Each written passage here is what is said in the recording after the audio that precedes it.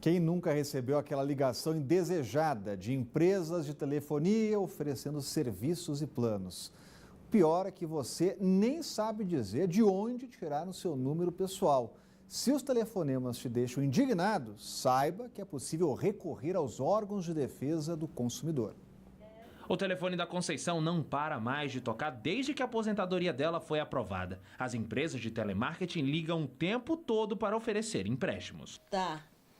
Olha, no momento eu não estou precisando de empréstimo, tá?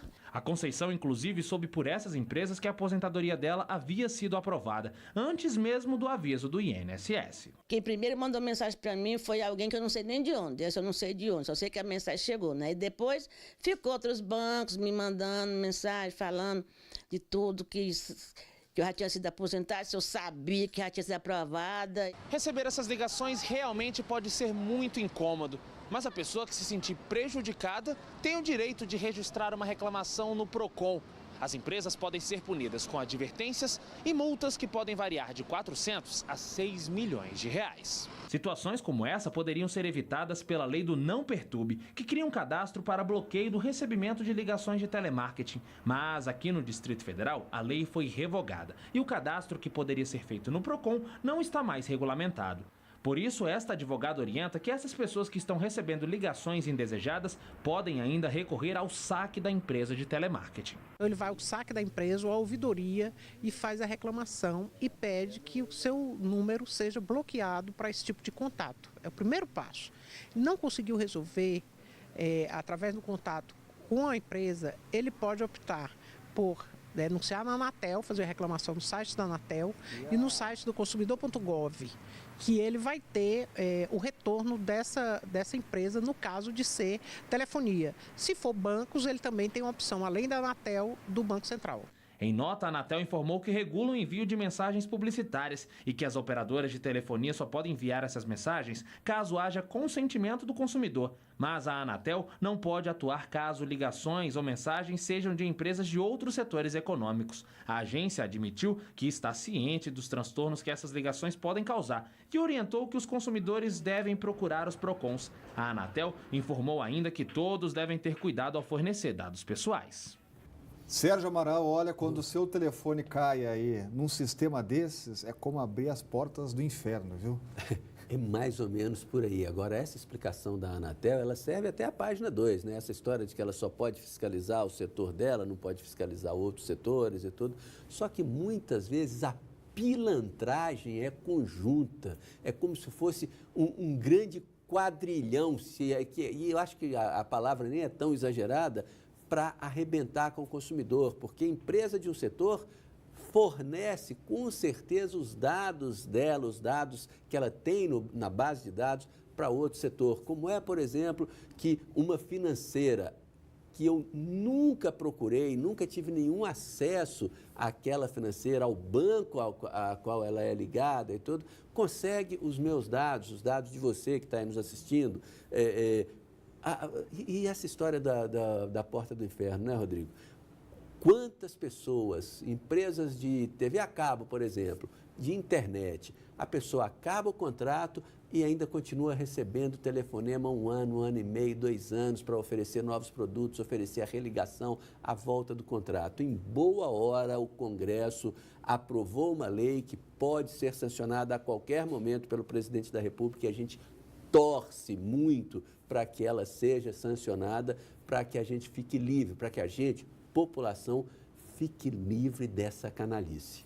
Por falar em problema, quase metade das viaturas da Polícia Civil do Distrito Federal corre o risco de ficar parada por falta de manutenção. O alerta é do Sindicato da Corporação e o trabalho foi suspenso há uma semana, quando venceu o contrato com a empresa responsável. São 1.340 viaturas para as 31 delegacias aqui da capital. Os 18 mecânicos terceirizados que ficavam à disposição da Polícia Civil para consertar as viaturas não atuam mais na corporação. O contrato para esse serviço é de um pouco mais de R$ 562 mil.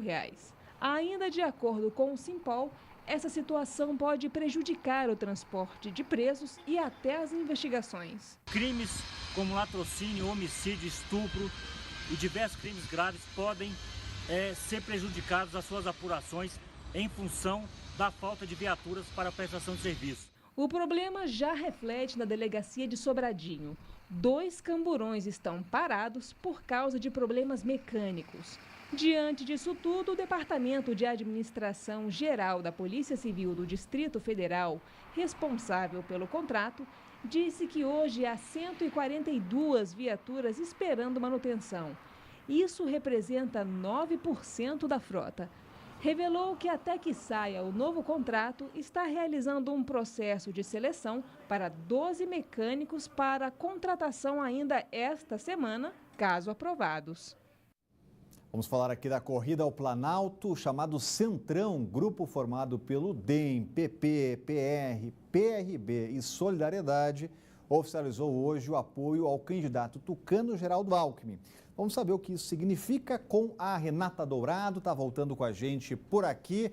E o vice quando sai, hein, Renata? Essa é a grande pergunta, né, Rodrigo? O vice, a gente viu a importância do vice, tá difícil encontrar esse vice, ainda não saiu não. Mas o fato é que esse apoio aí foi bastante disputado, viu? O chamado Centrão chegou a ensaiar uma paquera, um início de namoro com outros candidatos também, mas aí o grupo bateu o martelo, vai apoiar realmente o tucano Geraldo Alckmin, entre outras coisas, né? Claro que é um apoio político muito importante, mas isso significa um tempo a mais também que Geraldo Alckmin terá na propaganda eleitoral, de rádio, de TV, algo em torno de 14 minutos a mais, o que é bastante considerável. É claro que hoje a gente tem as redes sociais, que é um espaço democrático, não tem limite de tempo, onde os candidatos usam e abusam desse espaço, mas especialistas dizem que esse espaço dessa propaganda na TV e no rádio é importante, os eleitores levam sim em consideração. Então é um apoio importante. Nós temos aí essas imagens, teve uma coletiva agora há pouco de imprensa, então aí você vê